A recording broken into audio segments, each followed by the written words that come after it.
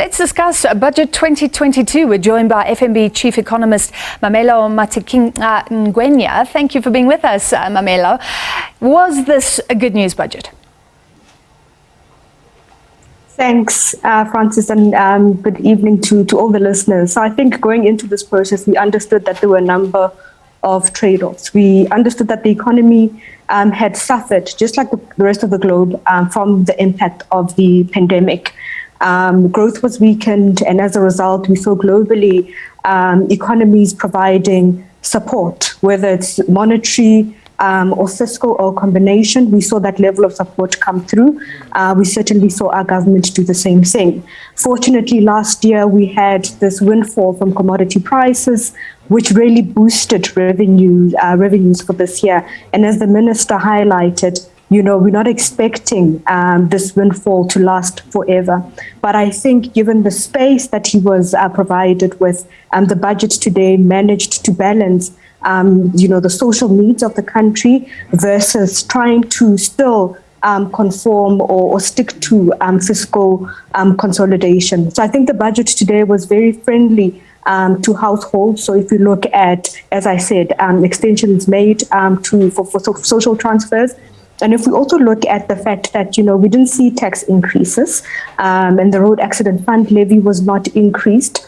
And I think what is also quite positive, Francis, is that we're seeing sort of this cohesiveness between the Treasury and the presidency, especially if one looks at some of the points that the president highlighted. The minister today also brought those to light. I can think, for instance, about, the COVID extension for the next 12 months. So broadly, I think a very friendly, household-friendly budget, and I think the market as well received it quite well.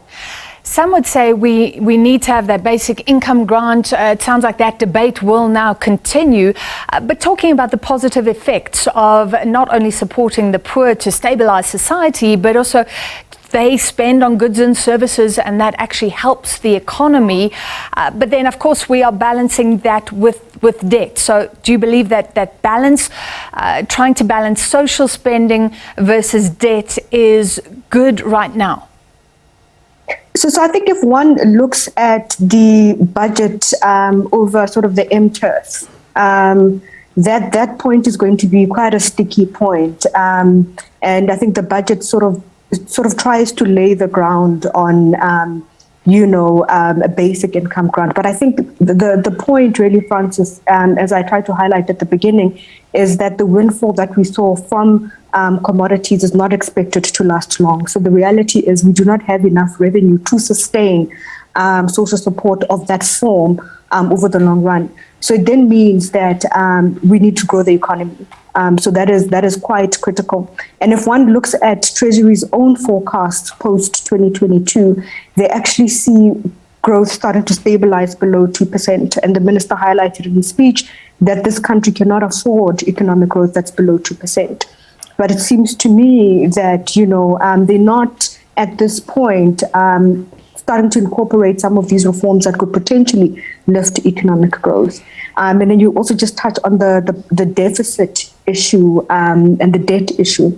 So essentially in the budget, what they're communicating is that they're expecting the primary balance to turn into a surplus towards the end of the MTurf. So that essentially means that your revenue runs above your non-interest expenditure. So for me, I'm not at this point really convinced that they will be able to meet that target. So they've put down a 0.6% for the primary balance, which they think will then start to stabilize debt. In my opinion, you have to see even higher revenue increases. And I think the way that you get that is if you grow the economy, but by their own forecast, it doesn't seem as if they're seeing economic growth lift over the MTurf. Well, debt is a hot topic right now, and we saw the EFF marching today saying government shouldn't be taking money from the IMF, for example. As I understand it, there were COVID-19 loans, but let's be clear, it's not like the old days where you have to agree to certain conditions to get money from the IMF. The loans that we've taken, there's no strings attached, and they provided good interest rates. Is that a good summary? So definitely. So if we look at when they went into those agreements, I think at the height of the pandemic, they were very discerning about the types of loan that they take on. And I think National Treasury was very well aware not to commit to something that will be difficult for us to service over time. But I think if we just go back to this debt issue, I think that the problem, and the minister highlighted it quite well in the speech today, is that our debt service costs have increased quite significantly. I think he makes the example that we spend more on servicing debt than we do on essential items such as education, if not healthcare. I stand to be corrected there. But the point here is the more debt we accumulate, it essentially means that we have less to spend on essential items, social services, and I guess areas in the economy where we could potentially see a return of some sort in terms of, economic growth or job creation. Yeah. Over time, if the economy is not growing, we cannot sustain high levels of debt. He did say that we're spending more on servicing our debt than on education, for example, more on debt than on the health spending. So that is a huge portion of the budget. Treasury saying it would be a milestone if we started getting more money in and stopped taking on debt. But you say you are cautiously optimistic about that one. He spoke about tough love for SOEs as well, Mamello, but the problem is, tell me if you agree with me, the problem is there's still talk of a plan to rationalize SOEs and decide what to do with the ones that are underperforming, rather than an actual plan in place after years.